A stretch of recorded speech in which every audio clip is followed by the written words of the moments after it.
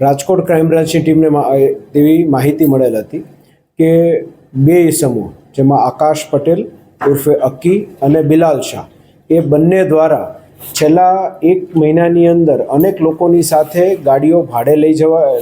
લઈ જઈ અને ભાડું નહીં ચૂકવી તેમની સાથે છેતરપિંડી આચરેલ છે। સૌ પ્રથમ તો આ જે બાતમી મળી તેના આધારે પીએસઆઈ હુણ અને તેની ટીમ દ્વારા એક ગાડીના માલિક જે છે જે તેમની પાસે ફરિયાદી તરીકે આવેલા તો તેમની જે ગાડી છે એને રિકવર કરવા માટેના પ્રયાસો હાથ ધરવામાં આવ્યા અને તે જ્યારે એ ગાડી કઈ જગ્યાએ ગઈ છે ત્યાં સુધી જ્યારે ટીમ પહોંચી ત્યારે આખું આ કૌભાંડ જે છે તે આપણા માટે ક્લિયર થયું કે કઈ રીતે આ લોકો આખું કૌભાંડ આચરતા હતા। તો આની અંદર તેવું હતું કે જે આ આકાશ પટેલ ઉર્ફે અક્કી જે છે તે અહીંયા જે લોકો સેલ્ફ ડ્રાઇવિંગ કરીને ગાડી ભાડે લઈ જવા માંગતા હોય તેવા જે કે બી કંપનીઝ અને નાની નાની ફર્મ્સ આવેલી છે તે કંપનીઝનો કોન્ટેક્ટ કરી અને જે ઘરઘરાલું અંદર ઓળખીતા હોય તેવા લોકોની ગાડી જે છે એ સેલ્ફ ડ્રાઇવિંગ માટે 15 દિવસ 20 દિવસ માટે ભાડે લઈ જતા હતા અને પછી તે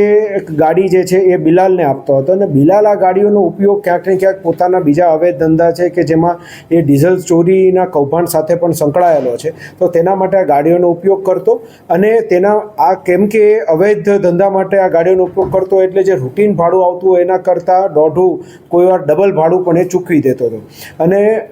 એ પછી એ ગાડીઓ જે છે એ થોડો સમય થાય એટલે એ ગાડીઓ કોઈને ગીરો આપી દેતો હતો। અમુક કિસ્સામાં એણે સસ્તામાં વેચી પણ દીધી હતી કે ભાઈ કાગળો તમને પછી હું મોકલી આપીશ, હાલ મારે આરસી બુક જે છે એ મારી પાસે નથી, ક્યાંક પડી છે। તો આખું આ છેલ્લા 1 માસની અંદર આ લોકોએ આશરે 50 લોકોની સાથે 50 ગાડીઓનું કૌભાંડ આચરેલું હતું।